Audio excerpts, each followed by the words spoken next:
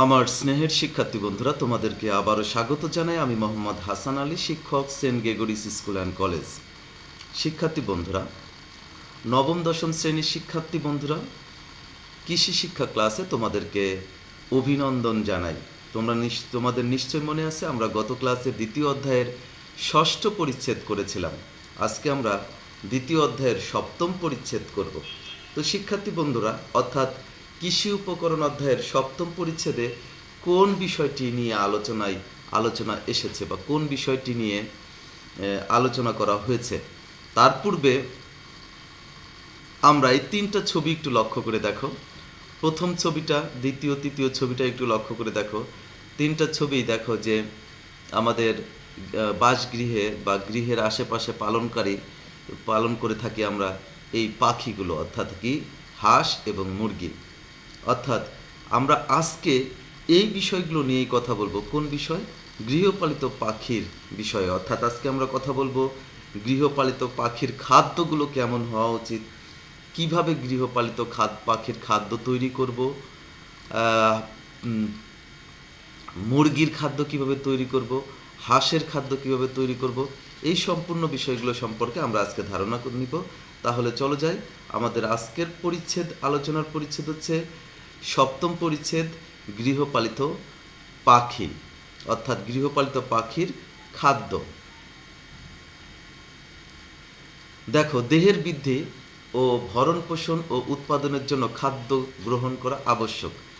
যে কোনো উদ্ভিদ হোক আর প্রাণী হোক, প্রত্যেকেরই কিন্তু দেহের বৃদ্ধি, ভরণ পোষণ ও উৎপাদনের জন্য খাদ্য গ্রহণ করা আবশ্যক। দানাশস্য ও এদের উপজাতসমূহ গৃহপালিত পাখির খাদ্য হিসেবে ব্যবহৃত হয়। কিন্তু গৃহপালিত পাখির খাদ্য হিসেবে কোনটা ব্যবহৃত হয়? এই যে বিভিন্ন প্রকার শস্য দানা এবং এর উপজাত, যেগুলো হাঁস মুরগির খাদ্য হিসেবে ব্যবহৃত হয়। হাঁস মুরগির খামার পরিচালনায় যে পরিমাণ টাকা খরচ হয় তার 70% খরচ হয় হচ্ছে খাদ্য ক্রয় খাতে। খেয়াল করবে, মানে হাঁস মুরগি পালনের জন্য যে পরিমাণ টাকা খরচ হয় তার 70% খরচ হচ্ছে খাদ্য ক্রয় খাতে। এখন দেখো, আমাদের কি করতে হবে? নিম্নে খাদ্যের কিছু বৈশিষ্ট্য দেওয়া হলো। মানে খাদ্যগুলো যখন আমরা ক্রয় করব, অর্থাৎ যে সকল খাদ্যগুলো আমরা হাঁস মুরগিকে দিব, সেই সকল খাদ্যগুলোর কিছু বৈশিষ্ট্য থাকতে হবে। যেমন দেখো, দানা শস্য ও এদের উপজাতসমূহ তাজা ও মানসম্মত হতে হবে। দানা শস্য ও এদের উপজাতসমূহ তাজা ও মানসম্মত হতে হবে। দ্বিতীয়, খাদ্যে পাখির প্রয়োজনীয় পুষ্টি উপাদান বিদ্যমান থাকবে। অর্থাৎ খাদ্যে আমরা যে হাঁস মুরগির জন্য যে পুষ্টি উপাদানগুলো দরকার, সেই সকল পুষ্টি উপাদান প্রয়োজনীয় পরিমাণ থাকবে। তৃতীয়ত, খাদ্য জীবাণু, ছত্রাক ও পরজীবী মুক্ত হতে হবে। অর্থাৎ খাদ্যকে জীবাণুমুক্ত হতে হবে, ছত্রাক মুক্ত হতে হবে, পরজীবী মুক্ত হতে হবে। চতুর্থত, প্রয়োজনীয় উপকরণ ব্যবহার করে খাদ্য প্রস্তুত করতে হবে। পঞ্চম, খাদ্য হজমযোগ্য ও সহজপাচ্য হতে হবে। অর্থাৎ এমন খাদ্য পশু পাখিকে দিতে হবে, অর্থাৎ কি যে গৃহপালিত পাখিগুলোকে এমন খাদ্য সরবরাহ করতে হবে যেন যে খাদ্যগুলো সহজযোগ্য ও হজমযোগ্য ও সহজপাচ্য। ষষ্ঠ, খাদ্য খুব সুস্বাদু হতে হবে, যাতে গৃহপালিত পাখিরা খুব ভালোভাবে এগুলো খেয়ে থাকে, সেজন্য খাদ্য সুস্বাদু হতে হবে। খাদ্যের উপাদান খরচ কম হতে হবে। খাদ্যের উপাদানগুলো যখন আমরা নির্ণয় করব, সেক্ষেত্রে অবশ্যই খাদ্যের উপাদান খরচ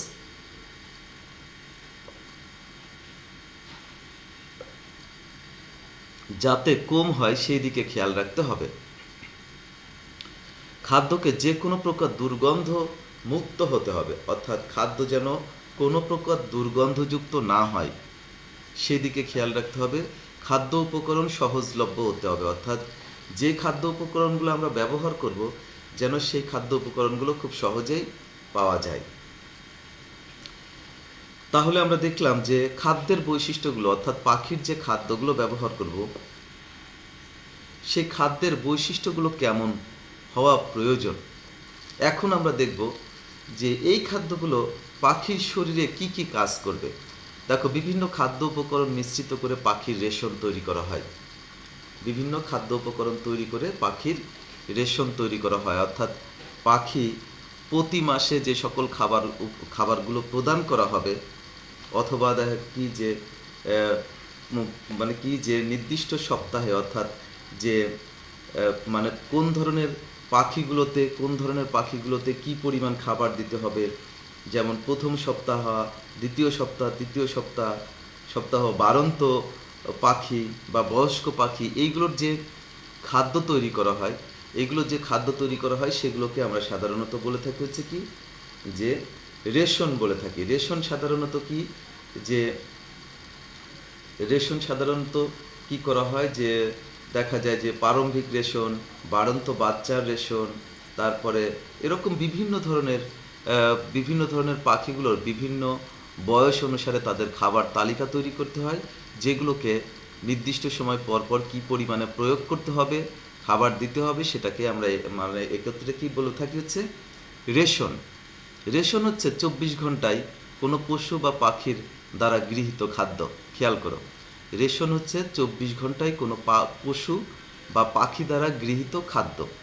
রেশন অবশ্যই পুষ্টি উপাদানে রেশন অবশ্যই পুষ্টি উপাদানে সুষম হতে হবে।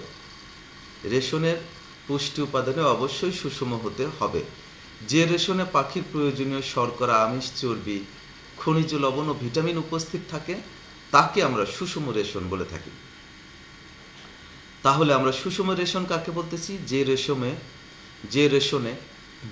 যে রেশনে পাখির প্রয়োজনীয় শর্করা, আমিষ, চর্বি, খনিজ লবণ ও ভিটামিন উপস্থিত থাকে তাকে সুষম রেশন বলা হয়ে থাকে। সুষম রেশনের জন্য দেখো যে সুষম রেশন পশু পাখির কি ধরনের কাজ করে থাকে, আমরা একটু সেই কাজ দেখব। অর্থাৎ সুষম খাদ্য বা রেশনের কাজ, প্রথমত দেখো, খাদ্য বেঁচে থাকতে সাহায্য করে, অর্থাৎ পশু পাখিকে বেঁচে থাকতে সাহায্য করে। খাদ্য শরীরের শক্তি জুগিয়ে থাকে, দেহের বৃদ্ধিতে সাহায্য করে, দেহের হাড় গঠনে সাহায্য করে, দেহের কোষের ক্ষয়পূরণ ও বৃদ্ধি সাধন করে। দেহের কোষের ক্ষয়পূরণ ও বৃদ্ধি সাধন করে। 6 নম্বর দেখো, দেহের পানির সাম্যতা রক্ষা করে, অর্থাৎ দেহের পানি সমতা রক্ষা করে, দেহে রক্ত তৈরিতে সাহায্য করে, দেহের রোগ প্রতিরোধ করে, ডিম ও মাংস উৎপাদনে সাহায্য করে। এগুলো কি যে রেশনের কাজ, অর্থাৎ বা সুষম খাদ্যের কাজ। চিত্রটা একটু লক্ষ্য করো, শামুক বা ঝিনুকের গোড়া যা রেশনের মধ্যে ব্যবহার করতে হয়। এবার আমরা দেখব একটি রেশন তৈরিতে কোন কোন খাবারগুলো ব্যবহার করা হয়, কোন কোন খাদ্য উপাদানগুলো ব্যবহার করা হয়। প্রথমে আমরা দেখব মুরগির খাদ্য তৈরিতে প্রধানত দানা শস্য ও এদের উপজাত ব্যবহার করা হয়। মুরগির খাদ্যে আমরা দেখতেছি কি কি, মুরগির খাদ্যে দানা শস্য ও এদের উপজাত ব্যবহার করা হয়ে থাকে। রেশন তৈরির জন্য দানা শস্য হিসেবে প্রধানত কি কি ব্যবহার করা হয়? গম, ভুট্টা, ভুসি, এইগুলো ব্যবহার করা হয়। কিন্তু বসত বাড়িতে পারিবারিক মুরগি পালনে যে কোনো শস্য দানা, যেমন ধান, গম, খুদ তো তোমরা মনে হয় সবাই চেনো। খুদ হচ্ছে চালের খণ্ডাংশ, যেগুলোকে আমরা বলে থাকি খুদ, ডাল, সরিষা ইত্যাদি, এগুলোকে মুরগিকে খেতে দেওয়া হয়। খাদ্য উপাদানের পুষ্টিমান, প্রাপ্যতা ও বাজার দর বিবেচনা করে রেশন তৈরির জন্য নির্বাচন করতে হবে।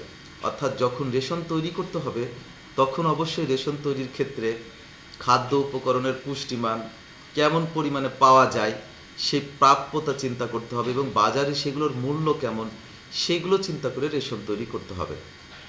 আমরা এখন দেখব যে পুষ্টি উপাদানের যে বিষয়গুলো বিবেচনায় রেখে খাদ্য উপাদানের তালিকা তৈরি করতে হবে, তার একটা তালিকা আমরা একটু দেখব। এখন দেখো, পুষ্টি উপাদান এবং খাদ্য উপকরণ, কোন কোন পুষ্টি উপাদান কোন কোন খাদ্য উপকরণে রয়েছে। যেমন দেখো, শর্করা রয়েছে কোথায়? গম, ভুট্টা, ধান, চালের কুড়া, গমের ভুসি ইত্যাদিতে। আমিষ রয়েছে কোনগুলোতে? শুটকি মাছের গুঁড়া, তিলের খোল, সরিষার খোল, সয়াবিন মিল, রক্তের গুঁড়া, এইগুলোতে রয়েছে আমিষ। স্নেহ রয়েছে বিভিন্ন উদ্ভিজ্জ তেলও, যেমন পাম তেল, তিলের তেল, সয়াবিন তেল ইত্যাদি।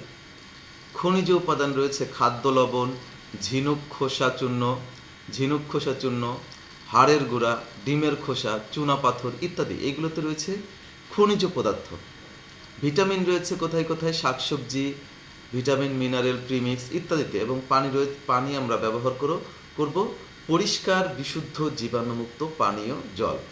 তাহলে শিক্ষার্থী বন্ধুরা, আমরা দেখলাম পুষ্টি উপাদান এবং এই পুষ্টি উপাদানগুলো অর্থাৎ শর্করা, আমিষ, স্নেহ, খনিজ লবণ, ভিটামিন, পানি, এই সকল পুষ্টি উপাদানগুলো কোন কোন খাদ্য উপকরণগুলোর মধ্যে পাবো তা আমরা বুঝতে পারলাম। খাদ্য তৈরির নিয়মাবলী, আমরা কিভাবে খাদ্য তৈরি করতে পারি। দেখো, খাদ্য তৈরির নিয়মাবলী কিন্তু অত্যন্ত গুরুত্বপূর্ণ একটা ব্যাপার। কারণ খাদ্য যদি সঠিকভাবে তৈরি না হয় তাহলে পরে কিন্তু সেই খাদ্যগুলো পশু পাখিগুলো ভালো মতো গ্রহণ করতে পারে না। সেই জন্য গৃহপালিত পাখির খাদ্য তৈরির নিয়মাবলীগুলো অত্যন্ত সুন্দরভাবে ফলো করা উচিত। তো আমরা কিভাবে খাদ্য তৈরি করতে পারি গৃহপালিত পাখির জন্য? দেখো, গম বা ভুট্টাকে প্রথমে মেশিনে ভেঙে নিতে হবে। কি করতে হবে? গম বা ভুট্টাকে প্রথমে মেশিনে ভেঙে নিতে হবে। খোলকে ভালোভাবে গুঁড়া করে নিতে হবে।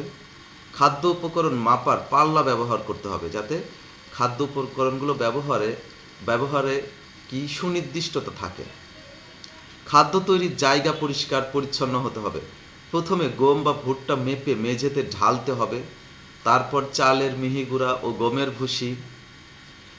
ভুসির উপর শুটকি মাছের গুঁড়া, তার উপরে খোল ও সয়াবিন মিল ঢালতে হবে। এভাবে সবগুলো উপকরণ ঢালার পর খাদ্যের স্তূপকে একটি পিরামিডের মতো দেখাবে। অর্থাৎ এইভাবে সবগুলো উপকরণ যখন ঢালবো তখন খাদ্যের এই উপকরণকে একটি পিরামিডের মতো স্তূপ দেখাবে। এবার ঝিনুকের গুঁড়া, হাড়ের গুঁড়া ও লবণ ওই পিরামিডের উপরে ছিটিয়ে দিতে হবে। কি করতে হবে? ঝিনুকের গুঁড়া, হাড়ের গুঁড়া ও লবণ ওই পিরামিডের উপরে ছিটিয়ে দিতে হবে। এবার আধা কেজি খাদ্য আলাদা করে নিয়ে তার মধ্যে ভিটামিন মিনারেল প্রিমিক্স উত্তম রূপে মিশ্রিত করতে হবে। তাহলে কি করতে হবে? আধা কেজি খাদ্য আলাদা করে নিয়ে তার মধ্যে ভিটামিন মিনারেল প্রিমিক্সটা উত্তম রূপে মিশ্রিত করতে হবে। এরপর মিশ্রিত ভিটামিন মিনারেল প্রিমিক্স পিরামিডের উপর সমস্ত খাদ্যে ছিটিয়ে দিতে হবে। সয়াবিন তেল দেওয়ার প্রয়োজন হলে তা পিরামিডের চারিদিকে ঢেলে দিতে হবে। খেয়াল করো কত সুন্দরভাবে খাদ্য তৈরির নিয়ম অর্থাৎ খাদ্য তৈরির নিয়ম ফলো করেই কিন্তু আমাদের কি করতে হবে? গৃহপালিত পাখির জন্য খাদ্য তৈরি করতে হবে। সয়াবিন তেল দেওয়ার জন্য কি প্রয়োজন হলে কি করতে হবে? তা পিরামিডের চারিদিকে ঢেলে দিতে হবে। এবার খাদ্যের স্তূপটির ভিতরে হাত ঢুকিয়ে সবগুলো উপকরণ ভালোভাবে মেশাতে হবে। মিশ্রিত এই খাদ্যের রং বাদামি রঙের দেখাবে। মুরগির জন্য বর্তমান বিভিন্ন বাণিজ্যিক খাদ্য বাজারে পাওয়া যায়।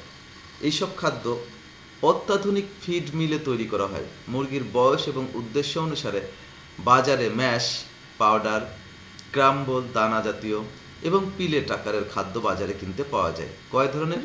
মুরগির বয়স এবং উদ্দেশ্য অনুসারে ম্যাশ, পাউডারের মতো খাদ্য, দানার মতো খাদ্য এবং বড়ির মতো খাদ্যগুলো পাওয়া যায়। এবার আমরা দেখব লেয়ার বা ডিম পাড়া মুরগির খাদ্য তালিকার বিভিন্ন খাদ্য উপকরণের মিশ্রণ।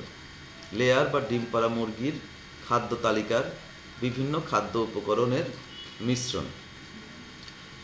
দেখো উপকরণের নাম আর শতকরা হার। উপকরণের নাম কি? দেখো, গম বা ভুট্টা ভাঙা কত পার্সেন্ট দিতে হবে? 45 থেকে 55%।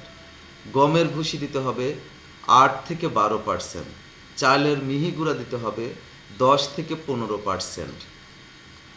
তিলের খোল দিতে হবে 10 থেকে 15%। শুটকি মাছের গুঁড়া দিতে হবে 10 থেকে 12%।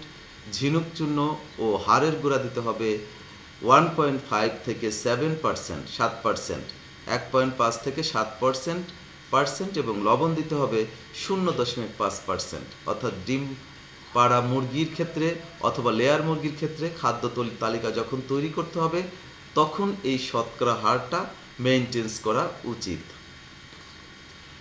এবার আমরা আসছি হাঁসের খাদ্য। হাঁসের জন্য আমরা কি কি খাদ্য উপাদান ব্যবহার করতে পারি। দেখো, হাঁসকে জলজ পাখি বলা হয়। কেন হাঁসকে জলজ পাখি বলা হয়? কারণ আমরা জানি এরা খাল, বিল, পুকুর, হাওর, নদী, ছোট ছোট জলজ প্রাণী বা উদ্ভিদ খেয়ে বেঁচে থাকে।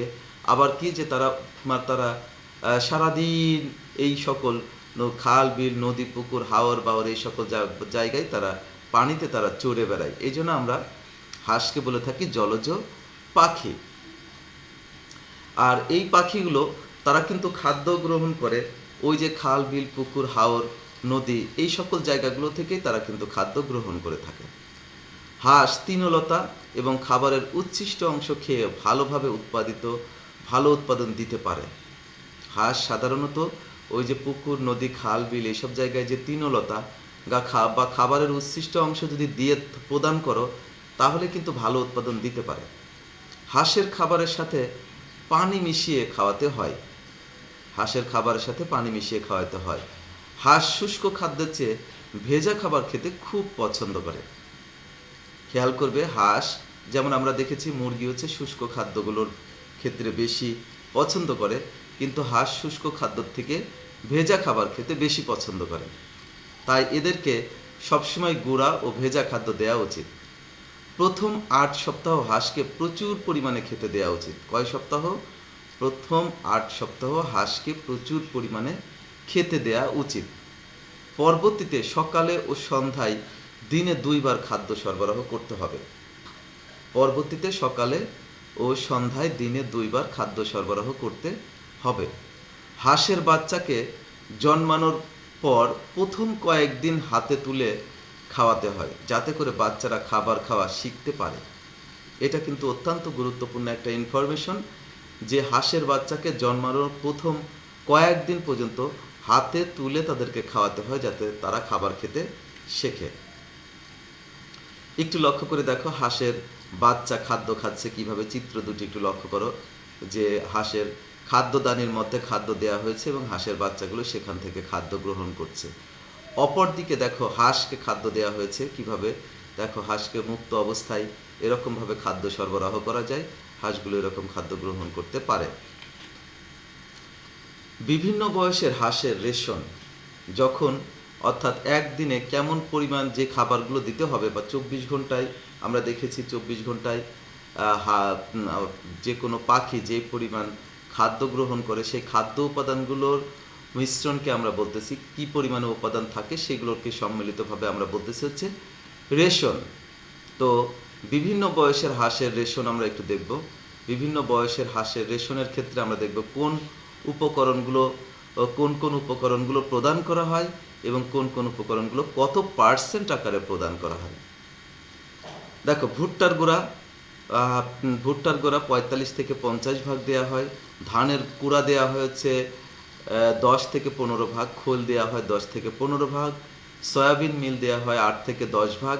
শুটকি মাছের গুঁড়া দেওয়া হয়েছে 8 থেকে 10 ভাগ এবং শামুকের খোসা চূর্ণ দেওয়া হয় 1.5 থেকে 6.5 ভাগ এবং খাদ্য লবণ দেওয়া হয় 0.5 ভাগ।